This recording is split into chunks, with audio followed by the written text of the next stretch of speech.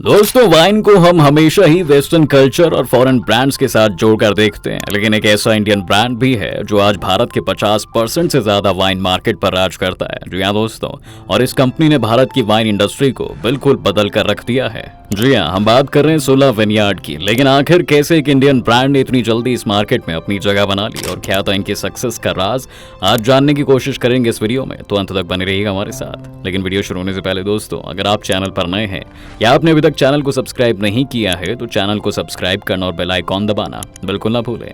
दोस्तों, सोला वाइन्स की शुरुआत की कहानी भी बहुत इंटरेस्टिंग है, क्योंकि इसके फाउंडर राजीव सामंत कभी कैलिफोर्निया में ओरेकल नाम की कंपनी के लिए काम किया करते थे और उनका फार्मिंग या फिर वाइन मेकिंग में कोई बैकग्राउंड नहीं था। लेकिन जैसा कि आप जानते होंगे कि कैलिफोर्निया बहुत समय से वाइन का एक हब है और अमेरिका की 80% वाइन यही बनती है। इसलिए राजीव को भी आइडिया आया कि कैलिफोर्निया का क्लाइमेट भी वैसा ही है जैसे कि नासिक का है, जहां पर उनके पिता के पास 20 एकड़ जमीन थी।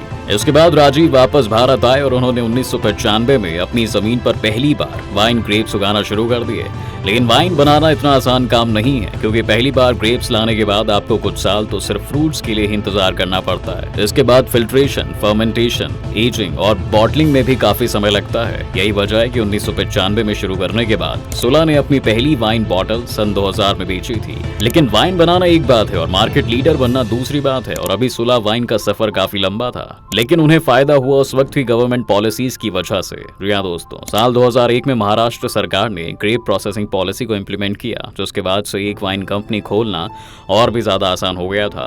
इस पॉलिसी के तहत अब वाइन कंपनीज को जो प्लॉट, इलेक्ट्रिसिटी सप्लाई और दूसरे इंफ्रास्ट्रक्चर के लिए जो अप्रूवल्स लेने होते थे वो आसानी से मिलने लगे। इसके साथ साथ पहले वाइन पर 100% एक्साइज ड्यूटी लगती थी, यानी अगर आप 1000 रुपए की वाइन बनाते हैं तो आपको सरकार को भी 1000 रुपए ही देने होंगे। इस वजह से वाइन काफी महंगी होती थी। लेकिन इस पॉलिसी में अब ओल्ड वाइन इंडस्ट्रीज पर एक्साइज ड्यूटी को 50% कर दिया गया और न्यू वाइन इंडस्ट्रीज की एक्साइज ड्यूटी को 25%, और साथ ही सभी क्लियरेंसेस के लिए एक सिंगल विंडो अप्रोच ली गई। इससे वाइन कंपनी खोलना न सिर्फ आसान हो गया, बल्कि अब उसके लिए जो इन्वेस्टमेंट चाहिए होती थी वो भी कम हो गई। साथ ही इस पॉलिसी के बाद वाइन कंपनीज के लिए लोन मिलना भी काफी आसान हो गया था। यही वजह है दोस्तों कि 2008 तक महाराष्ट्र में सालाना वाइन प्रोडक्शन 2 करोड़ लीटर तक पहुंच गई थी। इसके बाद कर्नाटक जैसे स्टेट्स ने भी कुछ इसी तरह के कदम उठाने शुरू किए, और सोला के लिए वाइन इंडस्ट्री में घुसने का इससे परफेक्ट टाइम नहीं हो सकता था।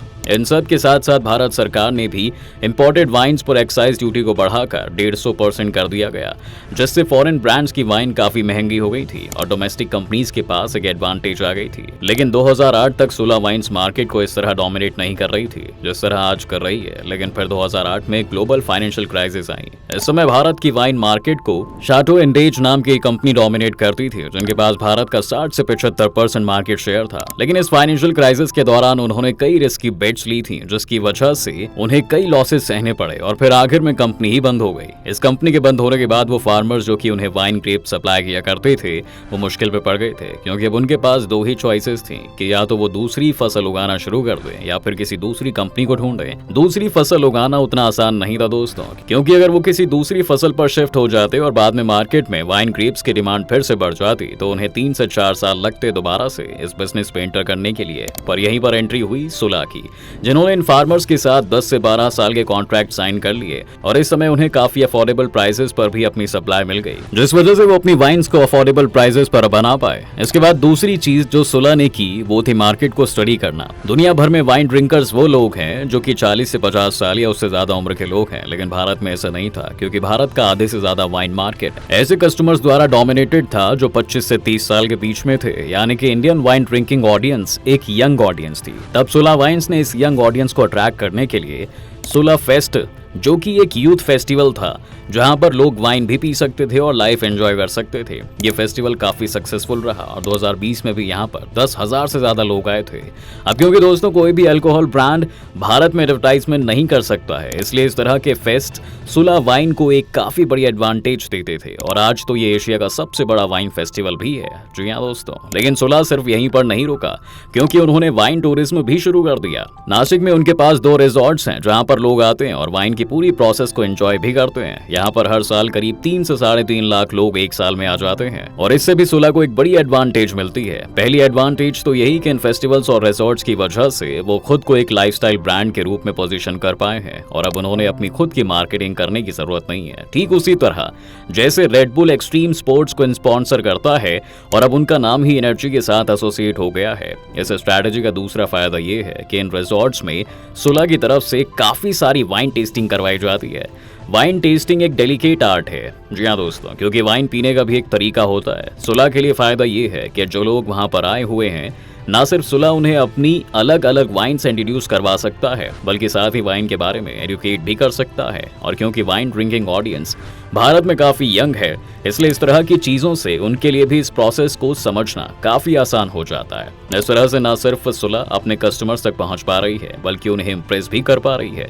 कस्टमर्स के मन में भी इसी तरह के एक्सपीरियंसेस छप जाते हैं और बहुत से लोग तो ऐसे हैं जो हर साल इस एक्सपीरियंस के लिए नासिक आते हैं, जी हाँ दोस्तों, और अपने दोस्तों को भी साथ लाते हैं। इन्हीं सब की वजह से आज सुलह एक मार्केट लीडर है और शायद आगे भी बनी रहेगी, क्योंकि अगर हम ये भी मान लेते हैं कि आने वाले समय में कोई बड़ी इंटरनेशनल वाइन कंपनी भारत में आना भी चाहे तो नहीं आ पाएगी। सबसे पहले तो उन्हें 150% एक्साइज ड्यूटी देनी होगी, यानी कि जिस क्वालिटी की वाइन सुलह आपको 1000 रुपए में बेचेगी, वही वाइन एक फॉरेन ब्रांड 2500 से कम नहीं बेच सकता है। जी हाँ दोस्तों, जिस वजह से कस्टमर्स हमेशा सुलह को ही चूज करेंगे। और दूसरी चीज ये है कि अगर आज के समय में कोई कंपनी यहाँ अपना बिजनेस सेटअप करेगी तो उनके पास रॉ मटेरियल्स ही अवेलेबल नहीं होंगे।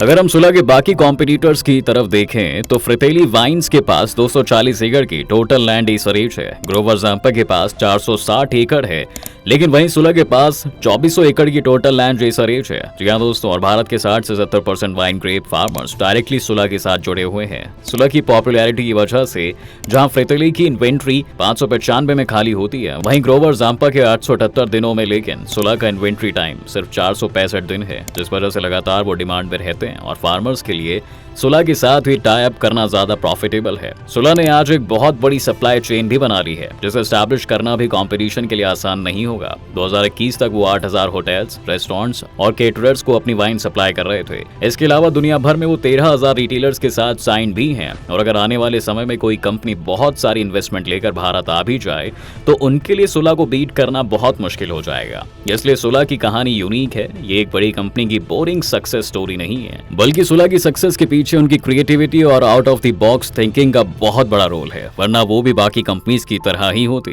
इस समय भारत के वाइन मार्केट में बहुत पोटेंशियल है और आने वाले सालों में इसके बढ़ने की ही उम्मीद है। इसलिए मुमकिन है कि आने वाले सालों में हम इस कंपनी को और भी ज्यादा ग्रो करते हुए देखें।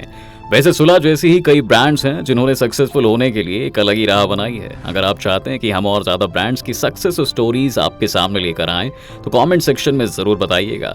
उम्मीद है दोस्तों आपको आज के इस वीडियो में काफी कुछ नया मिला होगा। अगर आपको यह वीडियो पसंद आया है तो वीडियो को लाइक करें और अगर आप इस चैनल पर नए हैं तो जाने से पहले चैनल को सब्सक्राइब करना भी ना भूलें।